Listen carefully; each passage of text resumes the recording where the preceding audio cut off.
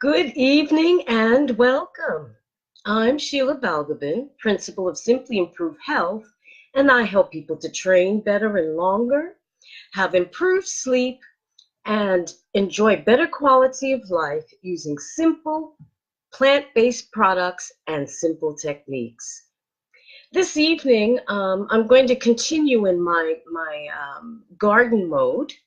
I've been out and enjoying my garden today and smelling my lilies, which have begun to open and they smell divine. But today I'm not going to talk to you about flowers that we cultivate and love and are wilting a bit in this heat. And in fact, another tip to save water, it's something that I've forgotten to add in my last live, and that is use wastewater. It could be water from washing dishes, bath water, get a little exercise, lugging the buckets of water to water your garden rather than using tap water because those reserves are finite. So to help the water situation, you might want to consider that. But tonight, the focus of my subject are actually weeds. Weeds, you say? Why weeds?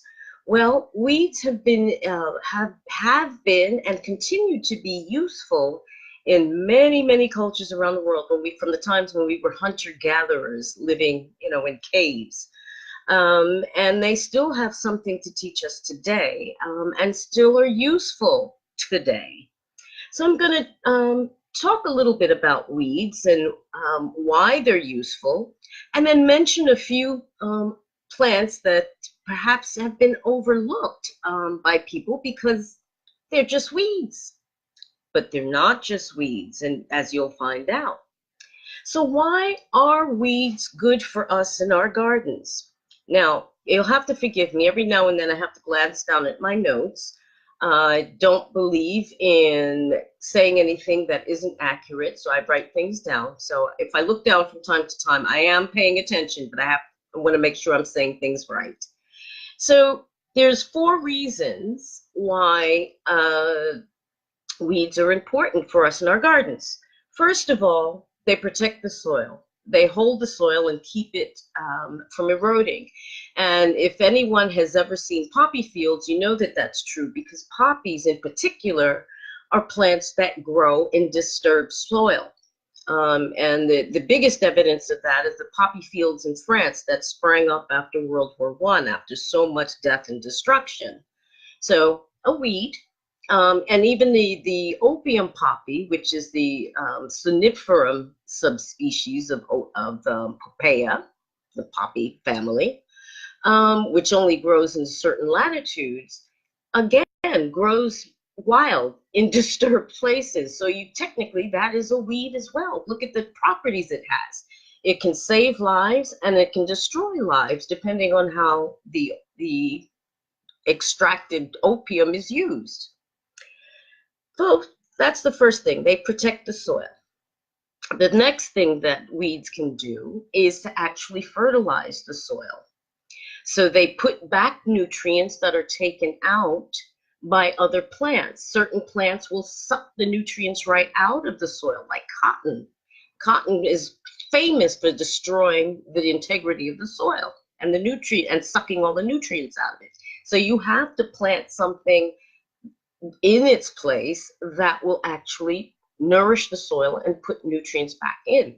And that's a huge problem around the world, demineralization of the soil. But that's another subject for another day. The third thing that they do is to condition the soil. They improve the soil. And I'll give some examples of certain weeds that do some of these things. But they help to improve the soil in some way by either putting nutrients back or improving the integrity of the soil, something, but they condition the soil. And finally, weeds can help attract beneficial insects, particularly bees. And if you've been following the news, you know that bee colonies around the world are collapsing due to pollution, loss of habitat, but principally the overuse of chemicals and fertilizers on our plants, on our crops. It's actually killing the bees. And being that they are the most important pollinators on the planet, we should really be concerned about that. I think it's about 90% of crops that are fertilized by bees. So if we ain't got bees, baby, we ain't gonna be long on this earth. So that's something to really think about. And we can help by doing simple things. It's not actually more technology and more chemicals that are going to fix things. It's actually going back to the simpler, tried and tested and true ways of natural ways of taking care of our soil. So, I mean, think about it. Back in, say, the Middle Ages and whatnot, when you had people work, most people work, well, virtually everybody worked the land unless they were in the church or they were noblemen.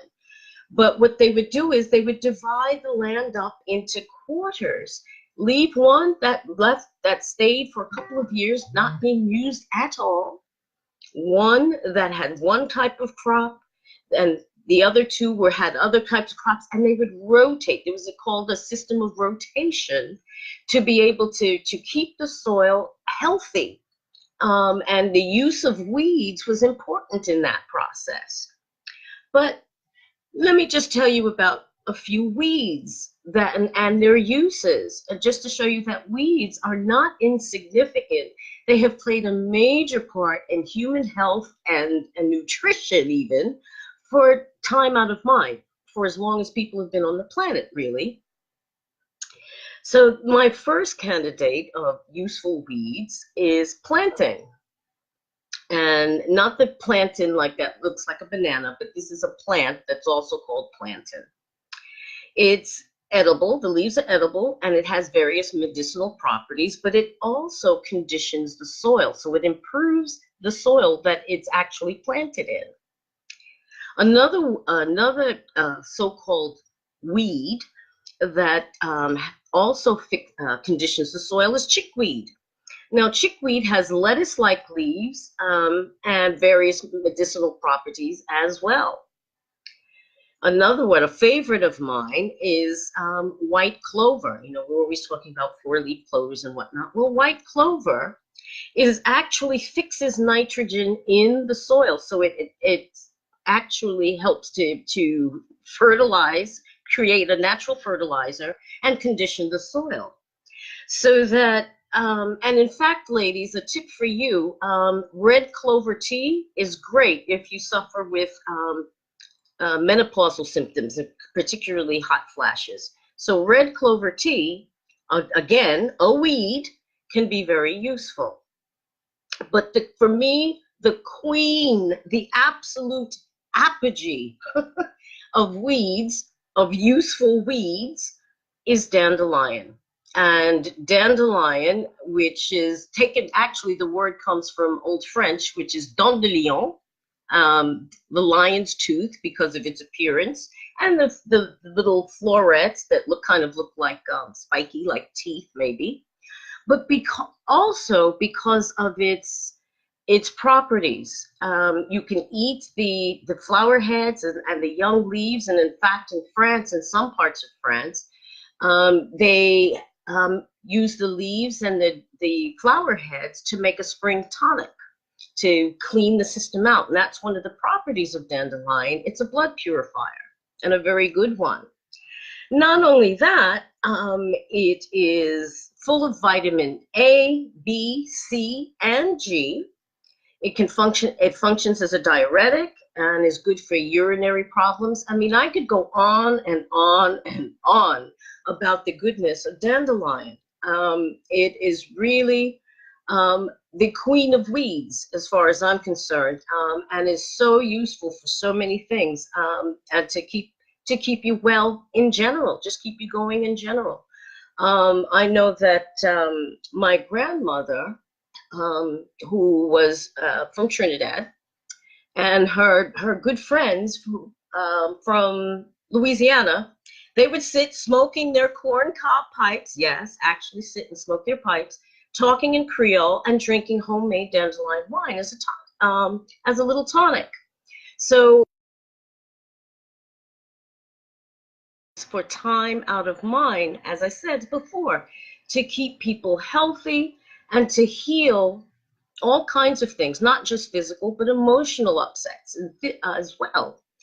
And I would challenge you to look at those weeds in your garden with a slightly different eye, because they could be improving your soil. They could be encouraging beneficial insects like bees and other pollinators into your garden so that your garden is happier.